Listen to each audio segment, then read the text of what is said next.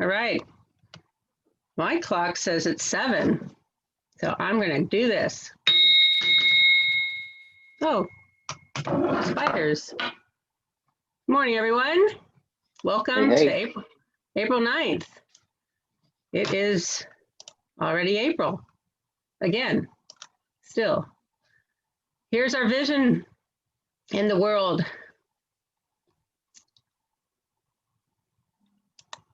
And here is our Rotary Statement of Diversity. With lots of other words to think about. And here is some geese having breakfast, as far as I can tell. It kind of looks like us. It's hard to say. Thanks for the picture, Mike. So I want to see if we're introducing any guests. I see a few. Hi, Joann. You wanted to say hello? Hi. Can you guys see me? Yes. How are you? Good. All right. So Joann will be our speaker a little bit later. Joann, welcome. Thank you for having me. Yeah. And Raven, would you like to introduce yourself? Hi, I'm Raven. I'm with Arcata High. Interact. Welcome. See who else we have. Anybody else? See anybody else? All right. Well, welcome. Welcome to our meeting. Want to remind you all that it's raffle time, and Nick is there and waiting for you if you want to see if you can beat Dick or Lisa or whoever keeps winning. I don't know. Got to play to win though. So I wanted to celebrate celebrate some things. April 9th. It doesn't seem like a very special day in and of itself, but it actually is. Today is Name Yourself Day. So you can, I bought some Minecraft name ideas in case you're having trouble figuring out any names, but you can name yourself. It's also Chicken Little Awareness Day. And if neither of those work for you, there's always the best stand-in. It's Gin and Tonic Day. So I bet you didn't know that. But Terry, if you need a reason, it's Gin and Tonic Day today. And it is also Be Kind to a Spider Day. So, you know, and if I feel like all those things somehow go together, but maybe they don't. So celebrate whichever one feels right to you. I have a feeling there might be some leaning toward this one. So I want to jump into some recognitions, and I also want to confess that I was going to play an April Fool's joke on all of you, and AJ was going to help me, but it didn't pass a 4-way test, so I'm not doing it. But if there had been a 5th way, you know, if the question is it funny, then it would have passed that. But since there's only 4 ways on the test, you don't get to hear about it. AJ might be, you might be able to bribe AJ, but I don't know. He's a banker, so I'm not sure he's supposed to take bribes. What do you think, AJ? Could you be bribed? Possible. No, okay. Oh, Paul Harris. Possible. Okay. Okay. Well, I don't know, but they don't know. They don't look like they care what we were going to do to them. So I guess they missed a major. They care. You care? You care deeply. Well, that's because you're our intrepid news reporter. All right. Well, maybe we'll tell you. So let's do some gratitude today. And Barbara, I thought I saw you there. And you were called for a gratitudinal moment. Do you like to share some gratitude this morning? Yes. Well, let's see. Good morning, everybody. Well, I'll start with Rotary. I'm grateful for Rotary. I'm really grateful that when I decided to come back after all my years in work up in Crescent City, that I had a Rotary home to come back to. I'm also grateful for Dustin and the opportunity to work with him in his year as district governor. I am grateful for a home and my health, especially this year through the pandemic. I should have said, first of all, I'm grateful for my dear sweet husband, Ron, who many of you know. And I'm really grateful for my work right now. I was supposed to be, my plan was to retire on my birthday, which is about 2 weeks from now, and have decided not to do that. I'm going to go to 4 days a week, but my work is really expanding and I'm getting to do all these really cool, interesting things at the end of my career. Suddenly all my skills have come together. They're worth something. They're being seen and valued. And in addition to my job at California Center for Rural Policy, I am getting to do some consulting work. So yeah, that's it, among many other things. So thanks, Maggie. Thank you. Thank you, Barbara. Amanda, did you have anything you wanted to share today? Yeah, I'll go real quick. Good morning, everyone. I'd also say that I'm super grateful for Rotary. It's been a really nice thing to have every week.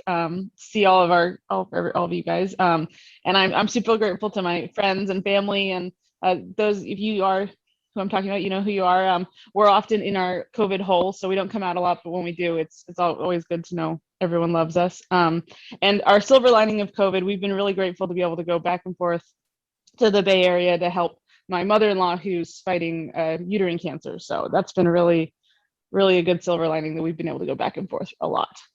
So. Thank you. Thank you. And Mr. Bob. Yo, here I am, Mr. Grateful Bob. I would have to add my family. My oldest son, Patrick's 34th birthday is today. And I'm grateful that we got to be together last night with dinner and with his girlfriend, Kim. Aaron, my younger son, was 32 weeks ago. So they are both happy in meaningful relationships. So that's really something that makes me grateful. Both my parents are still alive. I'm grateful for that. And I live a little closer to them now, and I get to see them and help them out more. And I'm also grateful to be part of this group and get to hang out with my friends most any given Friday, one way or another. So that is really good. I'm grateful our business has not been adversely affected by the pandemic. It's definitely been affected, but in a good way, but in a challenging way too. So things are all good. And I just kind of thought too, I'm kind of grateful to be grateful. So. Yeah, no kidding. Thank you, three of you. That's great. I need you to pick 3 names, or each of you to pick 1 name. Let's see who you'd like to share gratitude next week. I'd like to say real quickly, I'm grateful my cat finally got off my desk.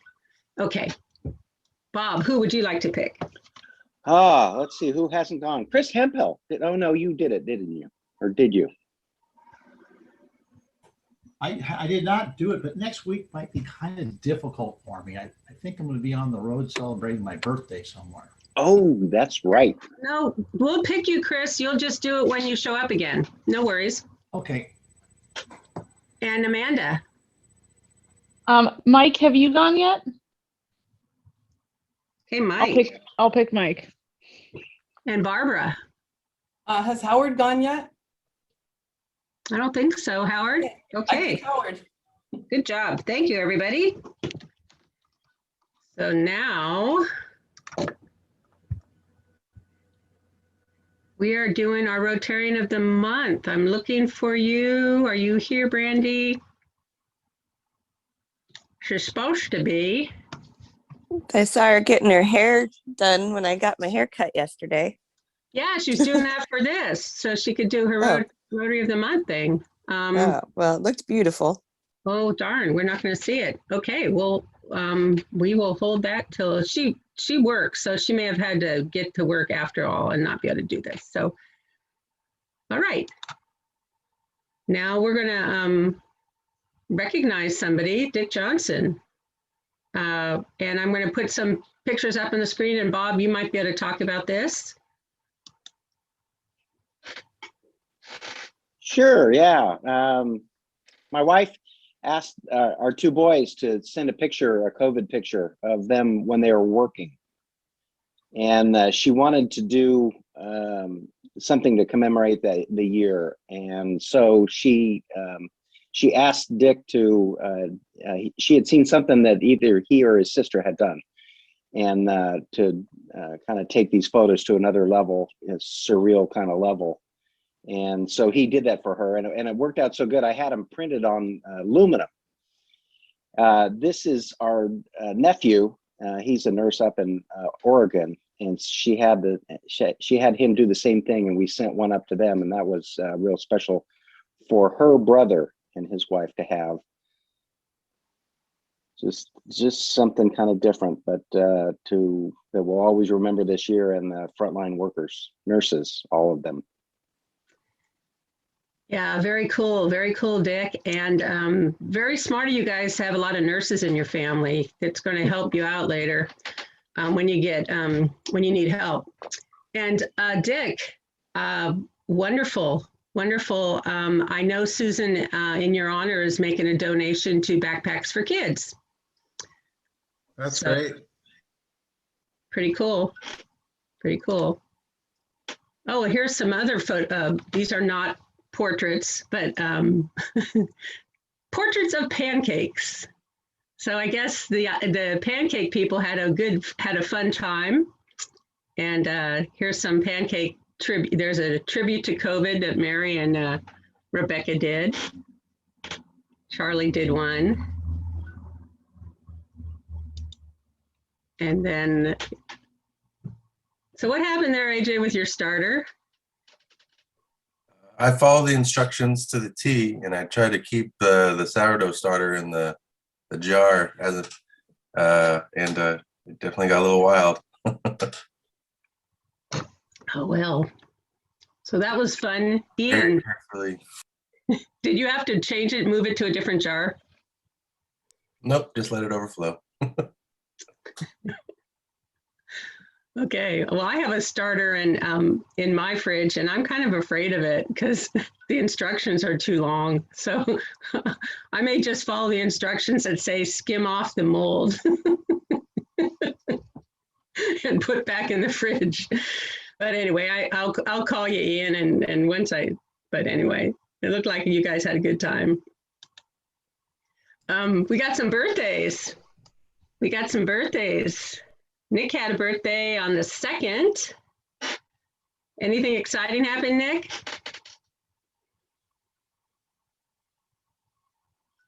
He's still celebrating. We'll catch him up again. Yeah, I'm here. Yes, I knew you were. I did like I do every year on my birthday, and I just sat down and relaxed at my house. Yeah. Way to go. I like to do. So that's what I did. I never do anything fun because that's fun for me, just to relax and not have to do anything. Wow, we've got an exciting group there. Sounds good, Nick. Jamie, are you here? I thought I saw your name. Yeah, I'm here. Mine was just the combination family Easter birthday bash. So a lot of good food, a lot of good family. So definitely something to be thankful for. Great. And Mike, how about you? Well, first of all, mine was yesterday, which is the 8th. Oh, I take it. And I spent 2 hours in the morning with Joy Sundberg, actually the 8th and 9th hour, interviewing her. For those who don't know, she is a longtime member of the Trinidad Rancheria, and she was one of the earliest chairpersons way back starting in the 1960s. She's 89 years old, and it's a privilege to be able to sit down and interview her and get a lot of information about her family, the local native tribes, etc. Other than that, I spent a little bit of time getting my vegetable beds ready. I'm going to plant a little bit today. Very nice. And Brett's not here, but I'm looking because I have this trusty list, and I'm glad he's not here because I don't want people to think that Brett got married on his birthday, because that's wrong. He didn't. He got married in June. I put the wrong thing. But anyway, his birthday is the 7th, but his anniversary is not the same day. I'm like, it's weird. My bad. So Chris, your birthday is coming up. You're going to be out of town. Can you tell us what you're going to be doing, or is it still unknown? No, I know. I think I know what I'm doing. I'm gonna, there's always a party on my birthday, so I'm gonna probably be out making some sales calls. Supposedly, wink, wink. But my wife might be coming with me. I'm hoping that we sneak in 9 holes of golf in a lovely area like San Luis Obispo, in between sales calls. I think that's appropriate. That's what's happening. Very good. And Barbara, you said your birthday's coming up. You won't be retiring. No, but I am going to 4 days a week, starting on my birthday. It's a Friday, so that's going to be my first Friday off. And we're just going to have a quiet dinner, but with friends and my mom, my mom lives in McKinleyville. I've seen her, but haven't hugged her for a year. So I get to hug my mom on my birthday, and my best friend and her partner are coming for dinner. So in our living room. That sounds really nice. That sounds really nice. Sarah, are you here? I'm looking. I don't see you, Sarah. So Sarah is not here. Okay. And then Lori and Dave, you had an anniversary.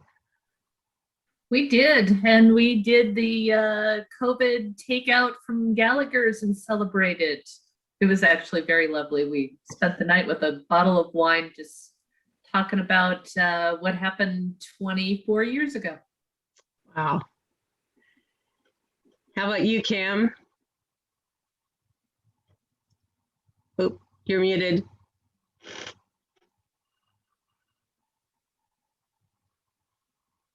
I wonder if when we get back to being in person, when we can't hear somebody who's talking at us, if we're even going to bother to, or if we're going to say, hey, you're muted, or we're going to say, I can't, I'm sorry, can you speak up? Kim? There you go.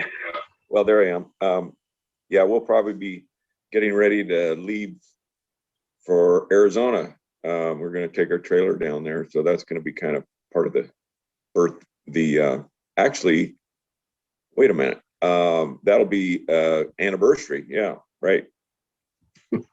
Sorry about that. No, as long as we don't care. As long as you know what it is, that's all that really matters. Yeah. So anyway, that'll be part of our anniversary celebration. Right. Trailering down there. Well, how long are you going to go for? We'll be gone about 3 weeks or 4 weeks, maybe. Going to Tubac, Arizona. Nice. Well, enjoy. Nice and warm down there, I hope. I'm sure it will be. Sounds fun. Well, happy birthday to all of you. Happy anniversary. And many more, many more.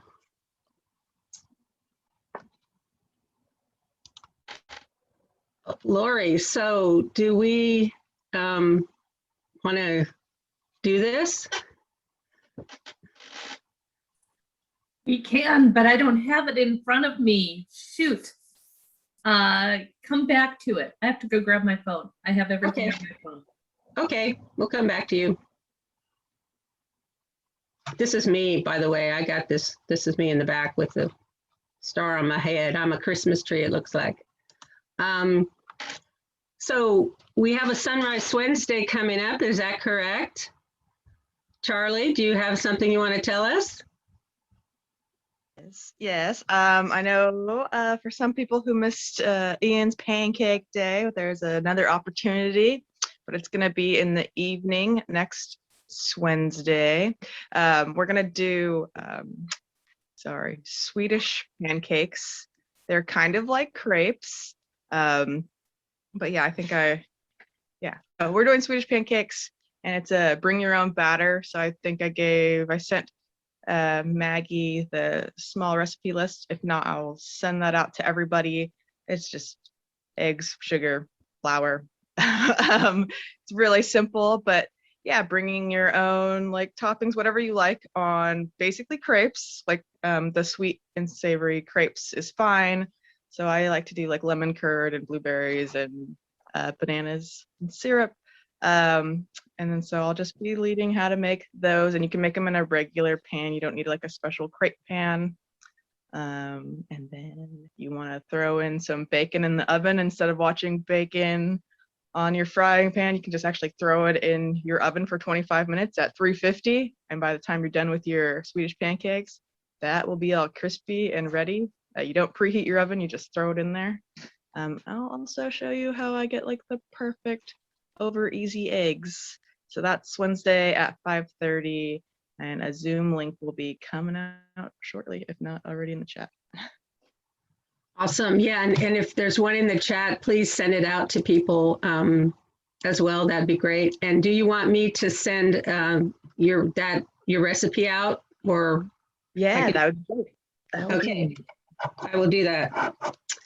And this breakfast here, it looks like it's an English breakfast, doesn't it?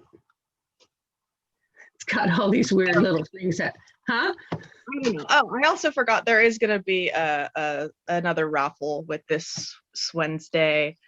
So yeah, so if you want to win a small little prize gift basket thing, it would be great to see you guys. We'll do the wheel that Nick does for our raffles here in the morning. But yeah, I'm excited to host it. And, you know, Ian was kind enough to bring all the ingredients. I, on the other hand, I can't bring the ingredients, but I won't make you wake up at like 7 on a Sunday. So, you know, it's a trade-off. That's true. I think that works. I think it's fine. Yeah. All right. Well, that's great. That's going to be fun, folks. Sign up for that, or look for it when you get the invite. Are you back, Lori? Well, you are back. Are you ready? I am. Yes. All right. So we have 3 people who finished the 300 miles. Please give a big round of applause for Vanessa, Romy, and Ray. Woo! And President Maggie, do you want to announce what those winners received? GC, I was hoping, yes, okay. So I believe they're all getting a pie. They are. From Mr. Foster here. He's making 3 pies because there's 3 winners. And you are also all getting a gift certificate. Ray gets one to the Griffin, and the other 2 of you get one to Bigfoot. Yes. Woo-hoo! Nice. And then you also get some nice Morning Mayhem coffee. Kinetic. Right. Wow. Yes. Wake you up in the morning. Very nice. In our 200-mile category, 1 person, Stephanie Lane. Woo! Stephanie. And Stephanie also gets coffee, and because we're all Morning Mayhem, so they all get coffee, and she gets a gift certificate to the Bigfoot also. Yes. Woo-hoo! Very nice. And in the 100-mile category, we had myself, Joyce, and whoops, who am I missing? Myself, Joyce, and Scott. Woohoo! Very nice. And I think, Maggie, you're supposed to be in there with all of the things that didn't get recorded too. Yeah, I was in there too. The Nike app and I have parted semi-amicably. I mean, it wasn't a seriously bad divorce, but I would not want to ever be partners with the Nike app again. So we're just, we're moving forward without each other. But yes, so we all, you all get some coffee. And do they also get a gift certificate? I can't remember. They also get Bigfoot. Woo-hoo! Right. And in the final category are very close. Chris and Lisa and Maggie. Oh, wait, Maggie, you were in the 100. So Chris and Lisa, very nice. And weren't there some other folks who also were appreciating all of you who participated with some coffee? Yes, and so those who are in the effort, who were just about 50 miles, were Melinda, AJ, Rebecca, and Sophia. Very nice. So we're going to go ahead, Lori. I'm sorry. We are going to continue this. Amanda has set up a challenge in Strava if you prefer not to do the Nike app, but we're also doing the Nike app, and between Amanda and I, we are going to merge it all into a Google spreadsheet. Wow, sounds like a lot of work. I'm just going to walk. Thank you, everybody. And we're going to leave, if it's okay with Vanessa, we're going to have your place to pick up your coffee and your gift certificate at the Griffin. And the pies, I think the pies have to be worked out with Greg in some manner. So, because I don't know if they should be left, just randomly left at the Griffin. Or maybe they should be. Anyway, thank you, everybody. And now we're going to go to some club stuff. These are last week's Backpack for Kidders. Backpack for Kidders. I like that. Backpack for Kidders. Anyway, they look like they're having a lovely time. And this was this week's Bob and Sue, Amanda and Ashley. And it looks like there's a gap in the schedule. There's no plans for next week. Are they on school break or something? What's happening? Correct. Spring break next week. Great. So no one signs up for that one, but then there's a week after that. So if you haven't had a chance to do it under COVID conditions, I think you all should have that chance, because then you can say, wow, that was different, but fun. We're not going to hear from Holger today because we had too much fun doing other stuff, but we will hear from him next week. His message, I'll just put it back in the bottle and let it float around in my bathtub, I guess. What band is this? I'm going to go with Flock of Seagulls. Cure. The Cure. Oh. This is The Cure. Okay, so we have the vaccine clinic. We need volunteers on the 17th and the 24th. So find that Sign Up Genius and sign up if you can. The 17th is going to be pretty busy because that was the day they had a zillion people there to get their first shots. So they're doing only second shots. So there'll be a zillion-ish people there getting their shots on the 17th. I also wanted to do a brief polio update and kind of give you a heads up about this. First of all, there was some bad news in Afghanistan. 3 of the workers, 3 women, were murdered while they were doing polio vaccine work. And it's incredibly tragic. And yeah, it shows you that the world is a very, we are very fortunate here. We don't have polio at all in this country. And yet there are these women out there in other countries who are literally risking their lives and losing their lives.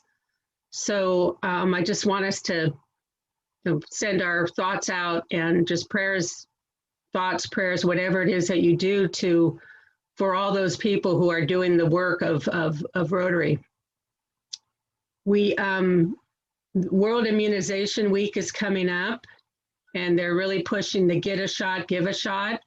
They're encouraging everyone to get their vaccines for COVID if you haven't already, and to make make a donation to polio to help pay to give a shot. So we'll talk more about that, but I wanted to just mention that's coming up and to share this bit of bad news. So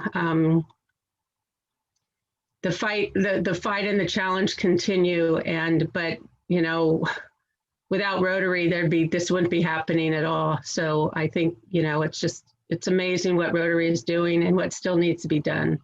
So if you can give again to the polio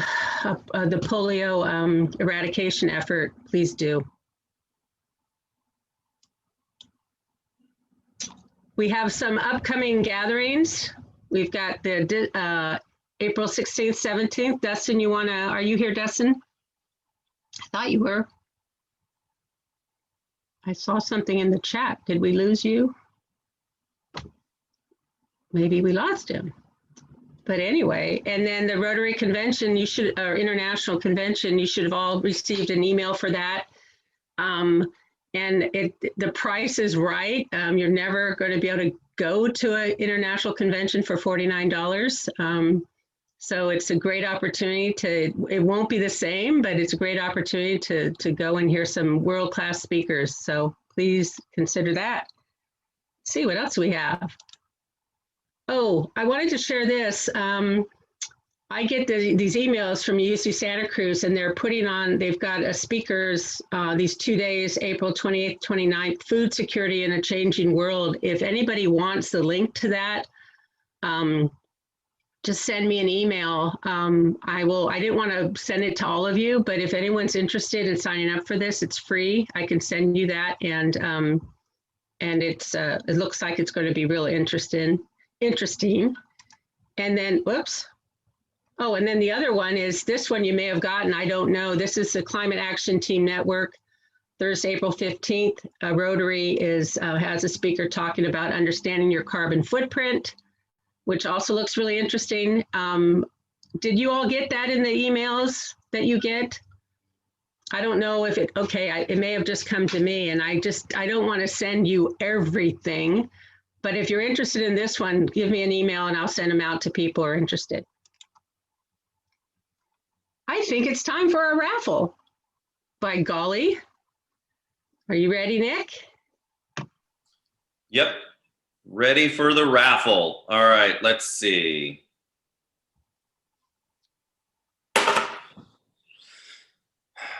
So today's prize is $30. And let's see who the first winner is. It's Stephanie. Let's see if she wins the big prize. Go. And $5 and $1 on the table. We don't worry about the dollar on the table. And one more.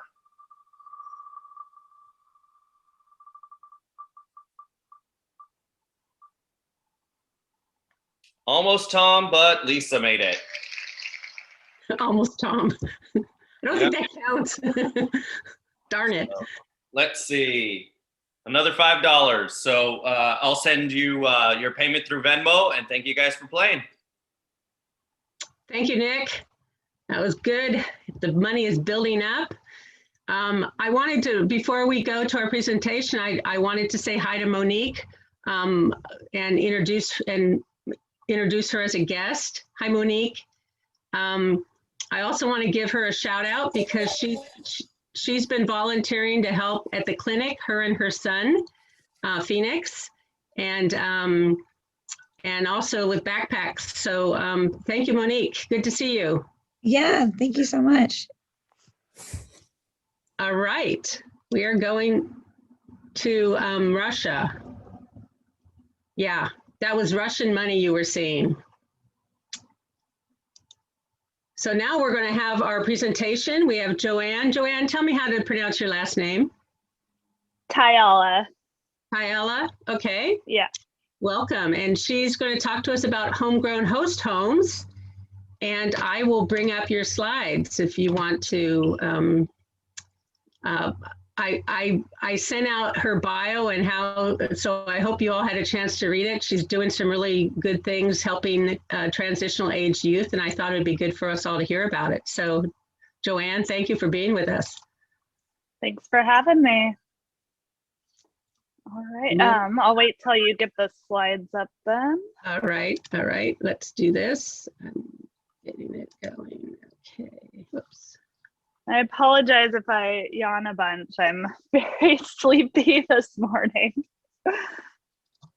Okay, let's see. Let's make sure this works. Sorry, guys. There's all these people on my screen that are in my way. Let's see. There we go. Okay. It's coming. Okay. This should work. Great, thanks. All right, so my name is Joann Taijiala, and I founded and run a new local nonprofit called Homegrown Host Homes. And I thought I'd just start off by talking about some factors that lead to youth homelessness, and then get into what we do and how you can help.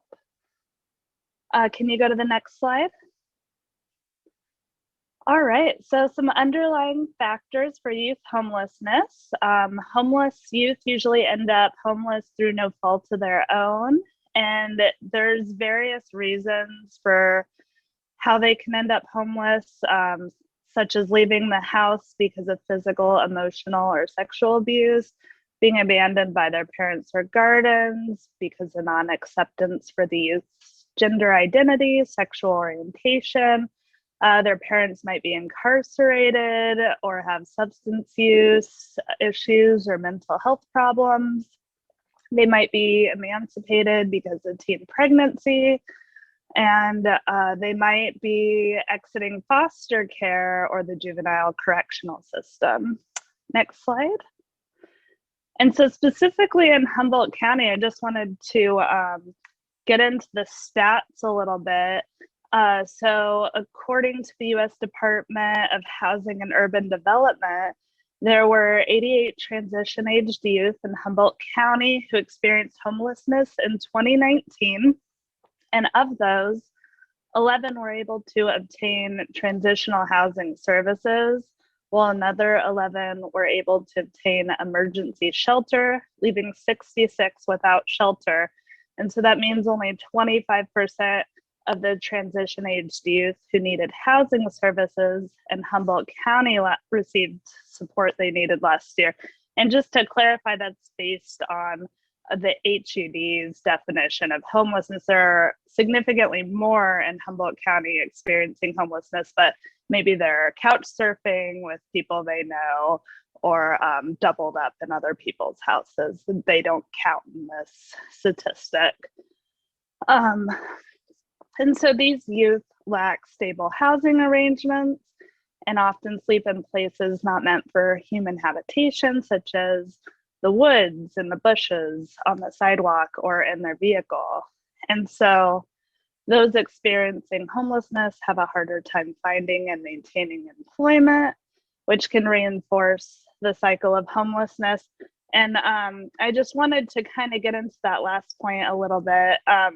Because I think a lot of people don't know the effect that homelessness can have on someone. So when you hear someone tell a homeless person who's standing on the street corner with a sign to get a job, what they don't realize is that without a permanent address, it can be really hard for someone experiencing homelessness to get a job. It can be hard to get a shower, to have clean clothes, dress appropriately for work, or even get enough sleep to make it into work. And so even if they do manage to get a job, it can take over a month to obtain housing. They have to wait to get paid, save enough money for first and last month's rent, their security deposit, go through the application process. They might not have access to reliable transportation. I mean, I can't imagine trying to hold down a job for a month in those circumstances. So that's why it can be really hard to break out of that cycle of homelessness. But then once they have support, their basic needs are being met, they don't have to worry about having a safe place to sleep or food to eat. it's easier to focus on things like getting a job and saving money. Okay, so what are host homes? Well, there isn't enough affordable housing in Humboldt County, unfortunately.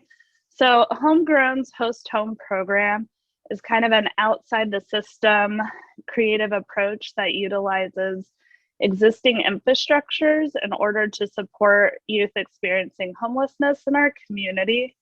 I want to clarify a little bit what I mean when I say outside the system is that youth don't have to go through the coordinated entry process through the county like most people do.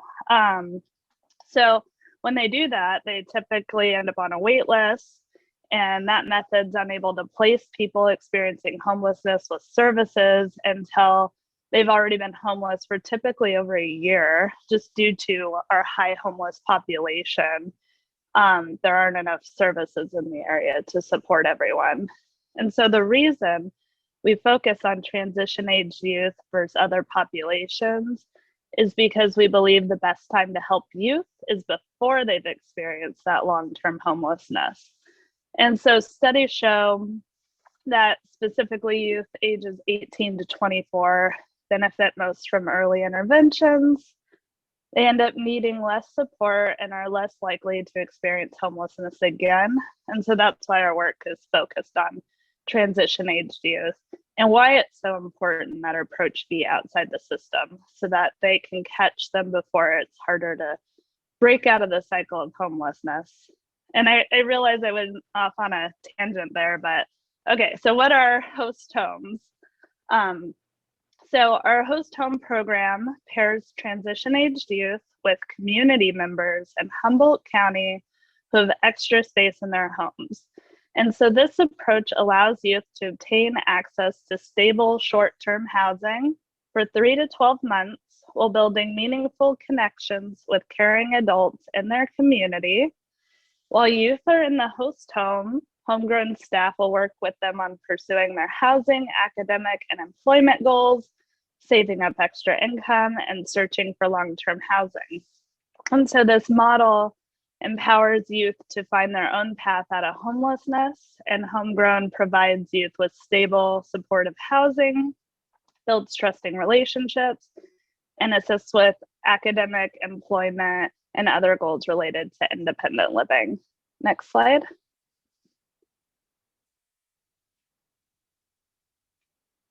I just wanted to quickly go over what our mission and vision is.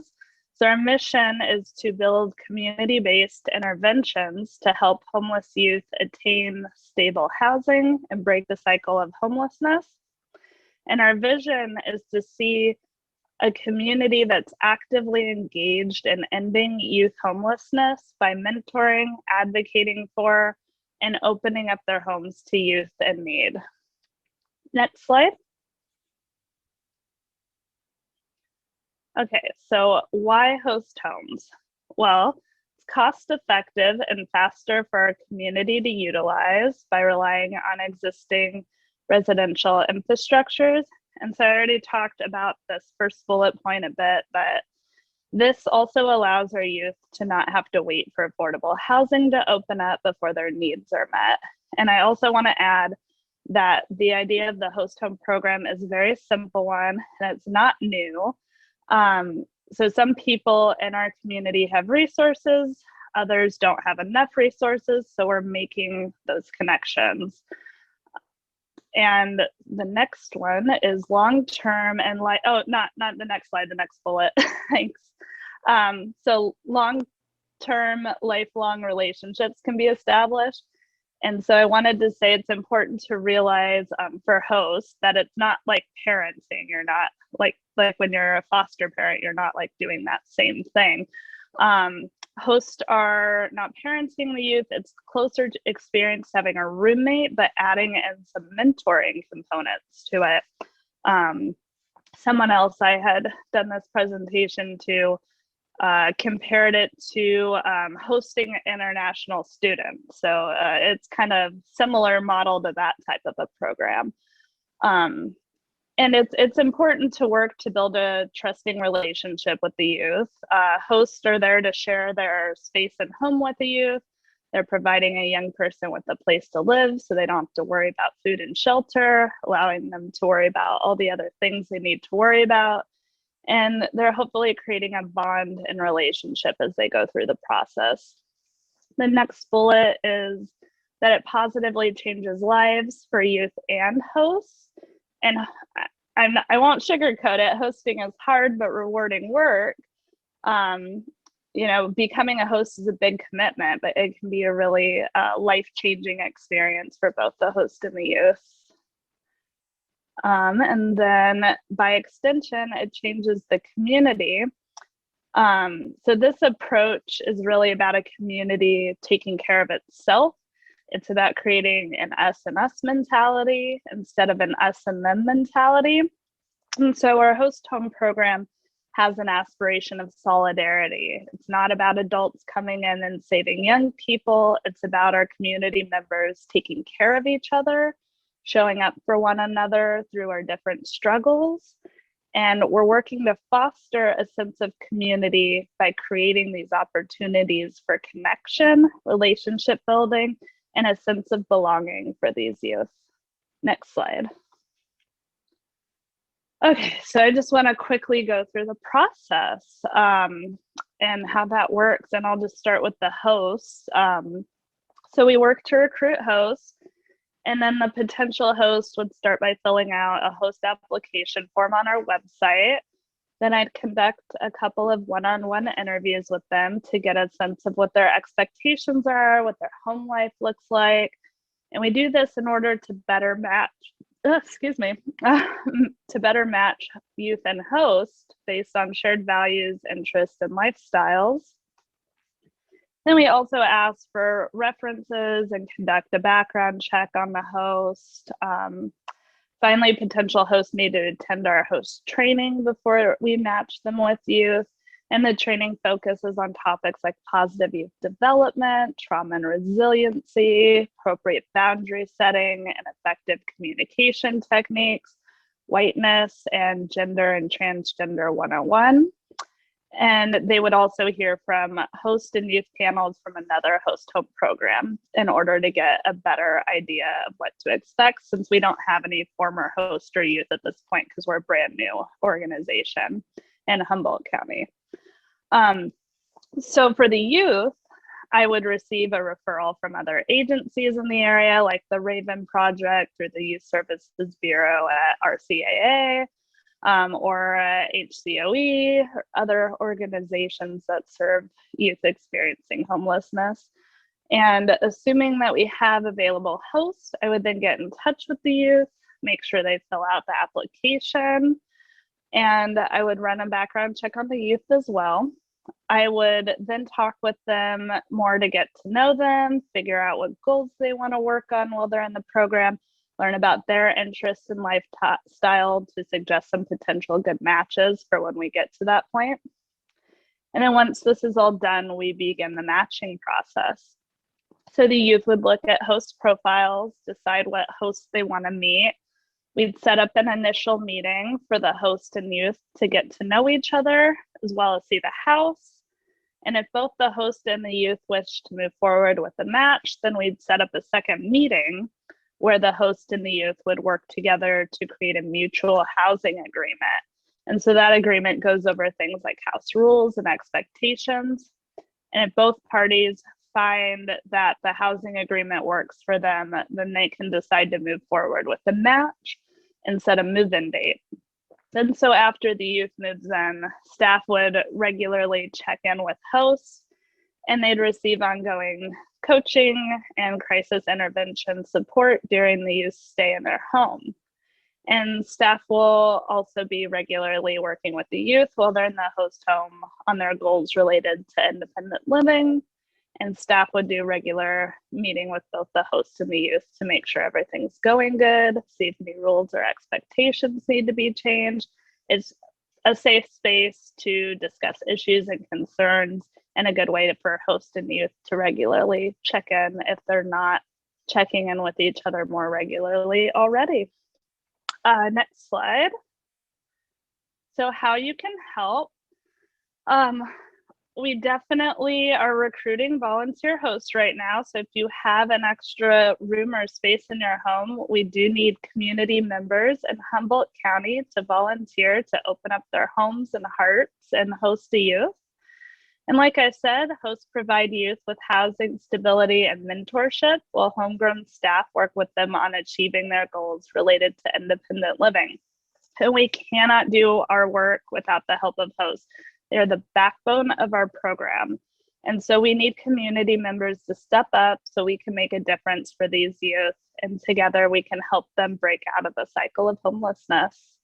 Oh, and if you're worried about the additional cost of bringing someone into your home, hosts can receive a voluntary monthly stipend to help defray increased costs of utilities, toiletries, and food for the youth. We also have safety precautions in place for COVID. Another way to help is to spread the word, share information on social media, talk to people who you know in Humboldt County who you think would make good hosts. If they're interested in learning more, let me know and help us connect, and I'd be happy to share more information with them. You could donate. We could always use cash donations, especially since we're a new organization and we don't have grants yet. That would help us cover costs of things like background checks for hosts and youth, move-in supplies for the youth. And we could also use support with in-kind donations. So as youth move in, you know, there might be specific things they need for their room, like a laundry basket or a shower caddy or things like that. As for other volunteer opportunities, there's always potential opportunities for board members. We're a new startup nonprofit, so we're always looking for people who want to get involved in other ways. You can always let me know your skill sets and interests. We could use help with, you know, basically anything, you know, things like marketing, communications, fundraising, grants, and many other ways. So you can always just email me for more information. And then next slide. So this has my contact information. So thanks so much for letting me join your meeting and share more information about Homegrown's Host Home program. The link to the website is also on here as well. And if there's time, then I'm happy to answer any questions before I go. But if I don't get to your question or you don't think of it until later, feel free to reach out to me via phone or email, and I'm happy to chat with you some more. So thank you. Thank you so much, Joann. We do have some time for questions, and there were some things in the chat, so I encourage people to ask. And Ian brought up a great point that I was thinking about too, is that with our Rotary Youth Exchange on hold for the next year, those of us who were thinking about hosting a student might consider this as an option to do as well. It's definitely very needed service, and we want to keep all of your youth hosting muscles in, you know, keep them strong. And so this might be a good way to participate. Any questions anybody have for Joann? You can just unmute and then ask away. I know there were some. Joann? Yeah. I'm a retired teacher, mostly high school history. If there's anything I can do to help work with your youth, I'd be more than happy to volunteer time. Absolutely. If you could just send me an email, I'd be happy to chat with you more about that. Will do. Thank you. Thank you, Mike. That's great. Any other comments or questions? Hi, I was just going to say if anybody wanted like to talk to me about shared experience. I have worked with YSB in housing transitional aged youth just exactly that, an 18-year-old that couldn't stay at the particular YSB home. And so, I mean, if someone wants to talk to me about what the experience was like with that organization specifically and how they helped support, I'd be happy to talk about my personal experience. Yeah, if you could send me a little more information in an email, I'd definitely be interested in chatting with you some more. Thank you. Yeah, Thank I you. sent you my personal phone number in the chat. So Perfect. Thanks. Thank you, Charlie. Anybody else? Ian, did you unmute? Yeah, with the age restriction going down to 16 next week, do your participants, the youth, have opportunity for advanced lining for a COVID vaccine before they're placed in a home? So the youth that we work with are actually going to be ages 18 to 24 because it's transition aged youth. So it shouldn't be an issue with that. And with everyone, I believe, being able to be vaccinated by the end of May, I definitely want to make sure youth are vaccinated before entering host homes. Great, thank you. Any other questions? I have a question. Lisa, yes, Lisa. So I'm curious, in your brochures, you state 3 to 12 months. Oh, sorry, I lost your sound. Oh, we lost your sound. Lisa. Can you hear me? Now. Yes. Okay. So how do you determine the 3 to 12 months? You know, at what point are they transitioning? Is it when they get a job, or is it when they're going off? I mean, how is that determined? That's a great question. So the 3 to 12 months is just a range. Again, it depends on the youth and where they're at. The idea is that during the program, they're going to get a job and save up some money before they go and get their own place. So I would then, you know, help them work on budgeting, saving, making sure they have enough for security deposit, first and last month's rent, whatever the landlord needs, and making sure they have enough of that saved up before they move out. And I would help them look for housing and all of that during the process. But 3 to 12 months is definitely a range, just dependent on how much support and help that the youth would need. Okay, thank you. Program. Any other questions for Joann?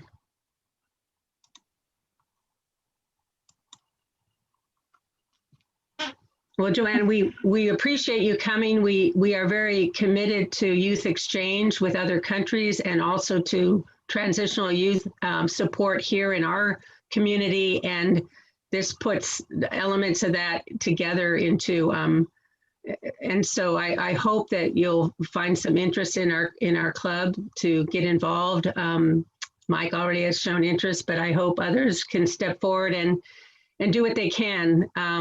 Because this is really important. And, you know, some of our members are empty nesters and have a little extra space in their homes, so they might be able to do this without space challenges. And so that's nice. Yeah. I want to thank you on behalf of the club. We are donating to Tri-County Independent Living to support people with disabilities in living independently in our community. So I want to thank you again for joining us. And I wish everybody here a great weekend and go out and enjoy the improving weather. And I did not, oh yes, and Lori's thanking Charlie for the coffee. Yes, thank you for the coffee. We will get this over to the Griffin so you guys can all get your coffee fix as soon as you get it. So with that, I want to wish you all a good weekend, and we will see you next time I see you. Thank you.